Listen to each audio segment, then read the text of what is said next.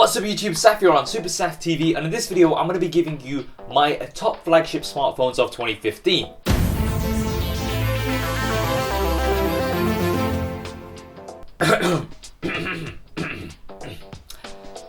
Yes, 2015 top smartphones, yeah, that's what we're going to be discussing. Now there's been a lot of smartphones this year, and a lot of them have been great, so I'm rounding up my top favorites, which are flagships. So these are the flagships that we're looking at, and they're not going to be in any particular order because they all differ in terms of their advantages and disadvantages, and it will come down to preferences and all sorts. So don't go around complaining like a little sissy in the comments, oh no, well this should have come before this. It's not in any order.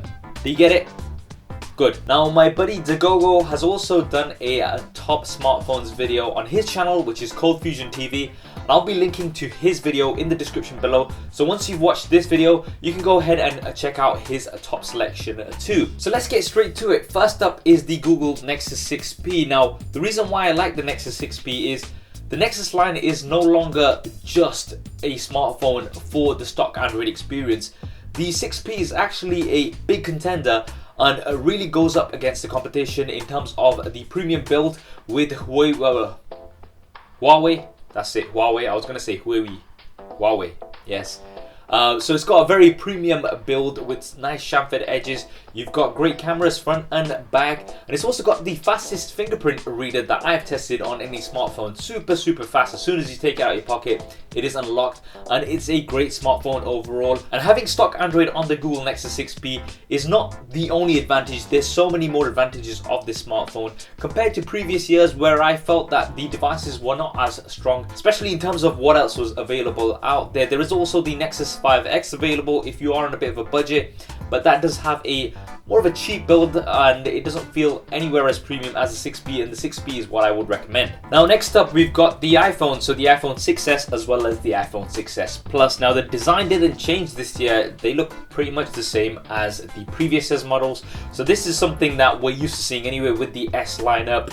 But the build had changed, so they're actually using a much stronger metal to reinforce these bodies, and that's thanks to Lou from Unbox Therapy for bending the iPhone 6 Plus last year, and that actually made them change the build of the iPhone 6s and 6s Plus this year. So hats off to you there, Lou. Now even though they might not look right up there in terms of the specs on paper, when it comes to actual performance day to day, these are very fast, and with iOS, the simplicity of iOS, they work very well for a lot of people. The rear-facing camera is absolutely awesome. It's definitely one of the best out there. You've got nice 4K video recording as well. Now with the 6s, the battery life isn't so good, so you've got two options. You could either go for the 6s Plus, or you could get one of those awesome battery cases from Apple with a massive hump on the back. What the hell were they thinking? I'm messing around, by the way. Don't actually go ahead and buy that crap. There's lots of other options available, so if you do want to get a battery pack for the iPhone 6s, get something else. Honestly, what's with that hump? Honestly, I just don't get it. Now moving on, we've got the S6 and the S6 Edge. So Samsung went back to the drawing board this year. They had a lot of criticism last year and the years before about using plastic builds, so nothing premium. But this year we've got two premium smartphones. So you've got a metal frame with glass panels on the front and the back, and I haven't heard anybody complaining about the premiumness of both smartphones. Is that word, premiumness? If it's not, then it should be one of those words. And with the S6 Edge, I think it's the best looking smartphone I've ever seen, or at least of 2015, and I think a lot of people would agree with me on that because it's unique in the design. Might not add so much in the way of functionality and you know what you can actually do with it, but it looks absolutely dope, and you have to give it to Samsung for coming up with something fresh, something new. We've been seeing these rectangle blocks for so long.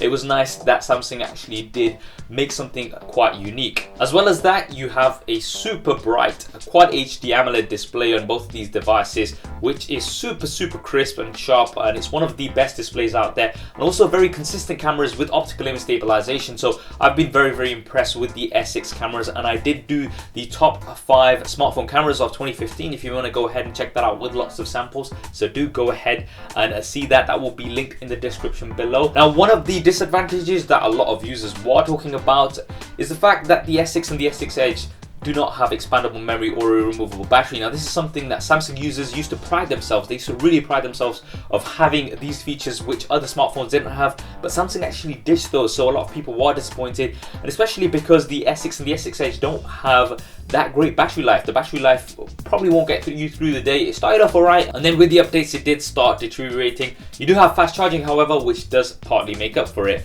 Now if you're looking for the bigger brother, if you want to go for a phablet version, then the Note 5 is definitely a great option. It's definitely one of the best smartphones of 2015, and it's usually voted one of the Note line is actually voted one of the, or if not the best smartphone of each year, and in my polls that I've been doing in the past years, it's always come up on top, the Note line. Now with the Note 5, they carried on from the S6, so it is like a bigger S6 in a way, with a similar build and also similar internals, the same camera, but you do have the S Pen, so this is going to give you a lot more features, and also it's optimized more for a larger screen. So with multi-window, for example, you're going to be able to utilize that larger screen, and I found that a lot of other larger smartphones don't really utilize that space that you have. So with the Note 5, you do have that great option. Now the Note 5 wasn't actually released in Europe or in the UK, which was a big disappointment for me personally, because I am a fan of the Note line, but you did have the S6 Edge Plus. That's a mouthful. S6 Edge Plus, and that is essentially a larger version of the S6 Edge, also a great smartphone. Now moving on, one manufacturer that didn't go with the crowd and actually did keep expandable memory as well as a removable battery, this is something that we're seeing less of, was LG, and LG came up with the LG G4, which overall is a great smartphone. You've got a big bright display, 5.5 inches, and it's got some great cameras both front and back, and the rear-facing camera did come with lots more manual controls than we had seen previously, like shutter speed control as well, which is absolutely awesome, and I was really happy with the phone overall. It did perform very well. You've had the leather stitched backs as well, which I think were quite unique and did make the LG G4 stand out from the crowd. Now LG did improve on the LG G4, and they released the LG V10, which is a slightly larger phone with a more rugged build, an improved camera. So the front facing cameras, you actually have two cameras there, so they're suitable for single selfies as well as more wide selfies. There's a second independent display to the main display, which is very useful and offers some nice features. And you also have manual video controls. I believe it's one of the only, if not the only smartphone out there with manual video controls, so that's really awesome. This, however, again is not available in the UK. It may be coming soon, but it's not available here in the UK, and I'm not sure why a lot of these manufacturers do that. But anyway, now moving on, we have the Sony Xperia Z5. Now Sony actually makes some really nice smartphones every year, and we've got a similar design to previous models with the metal frame and glass panels, and it is still waterproof. So the only flagship in this list that is waterproof, and that's definitely a nice thing to have. And it also has expandable memory as well as a nice camera, which will go towards the advantages of the Z5, and it feels very premium in the hand. Now speaking of premium, there is also a premium version available, the world's first 4K display.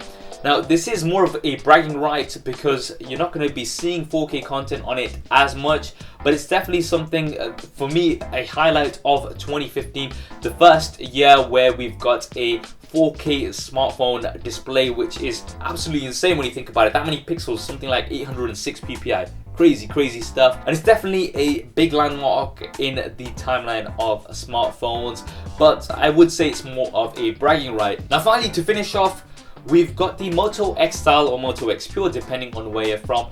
Now this is a more budget flagship, shall we say, because it's at low price, especially on release. It was definitely at low price compared to some of the other flagships available, and because of that you do lose out on some of the features such as a fingerprint scanner. It doesn't have one, but it's still a great phone, and arguably the Motorola software tweaks that they've got, the additions on stock Android, are actually the best that you're going to be finding on any of these other skins that you get, which are a little bit too intrusive. Motorola managed to be not too intrusive but yet useful with some of their features. You can also customize the Moto X style using Moto Maker, so that's definitely a nice option too.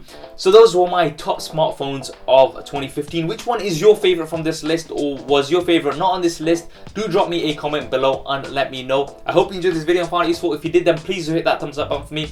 It really does help me out. And as mentioned, my buddy Degogo's video is on his channel, Cold Fusion TV. I'll be linking to that in the description below, as well as a card here somewhere. So do go ahead and check out his top selection as well. And also his channel, he makes some great and quality content. If you have already subscribed to my channel, then be sure to hit that button. We've got plenty more devices that are going to be covered in 2016, so do stay tuned for that. If you want to see my previous related video, that will be linked here in the annotation somewhere. Thanks for watching. This is Safa on Super Saf TV, and I'll see you next time.